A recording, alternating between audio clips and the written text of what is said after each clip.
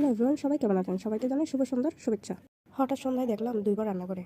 যারা কখনো রান্না করে যায় না, তাদের হাতে দেখলাম ৫টা নুডলসের প্যাকেট।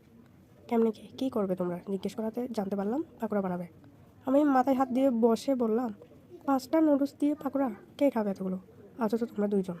হঠাৎ করে একটা বোন বলে উঠল, ৫টা নুডলস কি কম হয়ে যাচ্ছে? আরও কি দিব? আমি তার দিকে কিছুক্ষণ তাকিয়ে থাকার পর সে বুঝতে পারলো আসলেই বেশি হয়ে যাচ্ছে। তাই সে সুন্দর করে রেখে দিল ৩টি প্যাকেট। ২টি প্যাকেট দিয়ে পাকোড়া বানানো স্টার্ট করে দিল। তারা আগে কখনো বানায়নি, তার জন্য তাদেরকে হেল্প করে দিলাম। সবাই এটা কম বেশি পারে। আগে নুডলস সিদ্ধ করে নিয়ে নুডলসের মশলা, পেঁয়াজ, কাঁচামরিচ, শুকনো লঙ্কা, গোলমরিচ, তারপর একটি ডিম দিয়ে দিলাম, আটা দিলাম যাতে আঠালো আঠালো হয়, পাকোড়ার শেপটা যাতে তৈরি হয়। তারপর তেল দিয়ে দিলাম, তেল দেওয়ার পরে একটা একটা করে দিয়ে দিলাম। আমি এগুলো করতে করতে তাদেরকে বলছিলাম, তোমরা যে 5টা নুডলসের পাকোড়া খেতে চেয়েছিলে, তখন সিদ্ধ করার পরে এগুলো করতে কীভাবে? বাড়িতে যতগুলো তেল আছে সবগুলোই তো শেষ করে দিতে এই পাকোড়া খেতে যেয়ে। তারপর তোমার মা এসে তোমাদেরকে দিত উত্তম মধ্যম।